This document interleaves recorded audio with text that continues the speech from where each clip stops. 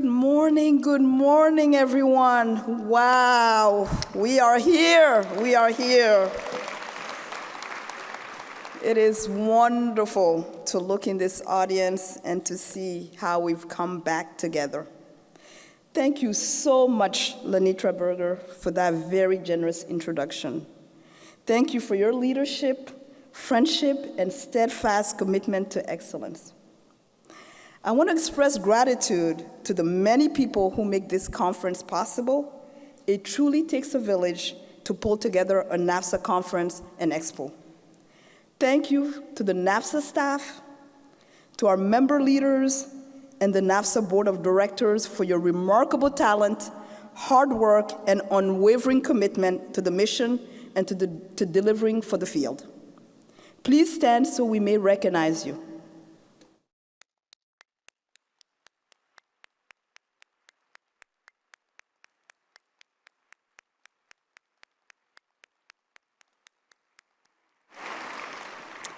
Now, I'd like to also acknowledge all first-time attendees. Thank you for joining us and for the energy you bring. You are our future. Next, I'd like to honor our sister organizations in international education. You come from around the world and the US. Your mission to advance international education is key. A special thanks to the network of international education associations. Thank you for what you do.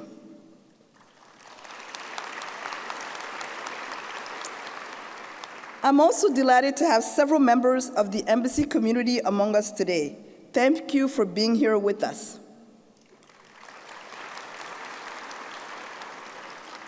I'd like to highlight the participants coming from outside of the US, which represent about 35% of our conference attendees. Welcome.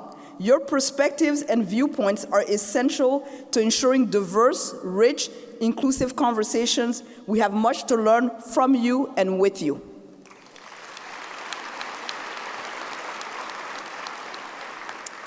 To the global partners and exhibitors who are here with us, thank you. Your partnership means so much. Clap for them. Lastly, but not least, to all the people behind the scenes who are working to make sure all goes well. Be it the service workers, technicians, vendors, security professionals, and so many others, please know we see you. Thank you.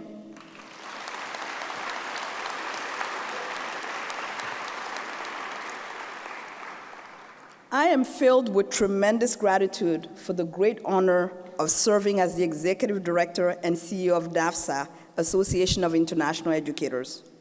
What a privilege to be here at such a pivotal moment for the association and the field of international education.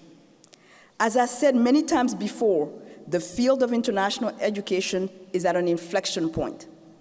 As NAFSA celebrates 75 years as an organization, we very much stand on the shoulders of giants, members and leaders who carried the mantle and stood up for important issues and pushed for change so that our generation could reap the benefits of their important work. Now we, as international educators, must in turn pay it forward by paving the way for the next generation in the field. This means conveying our values of service, purpose, and community, values I consider essential for a better world. NAFSA serves over 10,000 members at over 3,500 institutions in 150 countries. We know international education is a prerequisite for building a more understanding and peaceful world and is fundamental to bettering the human condition. At a time of unprecedented polarization and erosion of democratic values in so many places around the world, the antidote to these pressing challenges is valuing our shared humanity and promoting an education fit for this century. Such an education must be one that is international, equitable, and inclusive.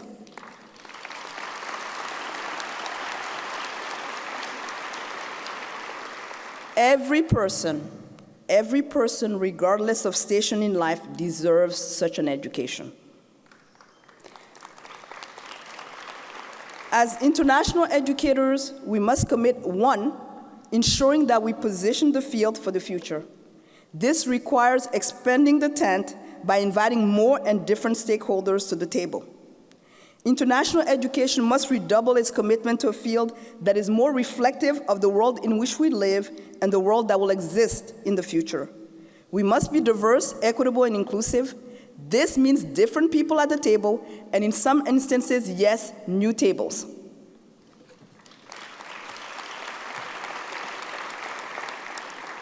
Two, we must significantly advance the work of IE. We must partner more and differently. This means being willing to partner with new sectors and entities who have a shared mission and vision for the world. This includes the students who are now alumni and are beneficiaries of an international education. Private partners we have not yet engaged, and allies who are ready to support our collective work. We are stronger together. Three, we must dare to reimagine the field. The COVID-19 pandemic forced tectonic changes that require different paradigms and new ways of thinking and of being. We must be willing to interrogate and push back on dominant ways of knowing and embrace other forms of knowledge. The field must continue to change and evolve. And then lastly, optimism and orientation to abundance is needed. A scarcity mindset means we fight, whereas an abundance mindset means we share. The field has much to share and much to be proud of. We have much to show for our work. Let's dare to be bold and dream big. So, as we celebrate NAFSA's 75th anniversary, I invite you all to reflect on the past and look to the future. At the conference, take the time to learn, listen, understand, strengthen your sense of community, and be reminded of the bonds that ties us. In that spirit, we invite you to share your NAFSA story, donate in honor of someone who has helped you in the field and who inspires your hope for the future. Visit nafsa.org/75giving to do just that. Lastly, but certainly not least, I challenge all of us to act. I'm asking each of you in the audience and all of our sister organizations to join NAFSA in advocating for the U.S. to adopt a national strategy for international education. The U.S. must engage with the world, and international education is essential to that engagement, as you heard Secretary of State Blinken say in his video remarks. We need American students to study, work, and conduct research in other cultures. Increasing the cultural competence of U.S. students will ensure that future diplomats, business people, scientists, entertainers, etc., have a global orientation and an understanding of the rest of the world that will be the foundation for peace.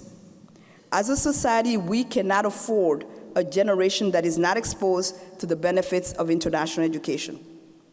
The United States must also be a welcoming place for all those who desire to study, research, and teach here, not just those from certain fields of study or from certain countries.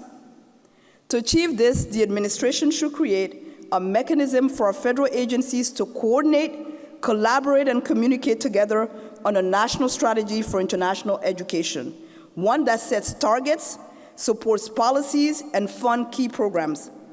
How do we get there? Here's something each of you can do as an individual right now with just a few taps on your mobile device.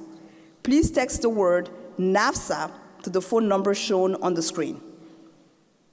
You will then receive a link to a message you can easily sign and send to President Biden, urging his administration to adopt a national strategy for international education. You do not have to be a U.S. voter to take action. You do not need to live in the United States to take action. Thank you for adding your voice to this vital imperative.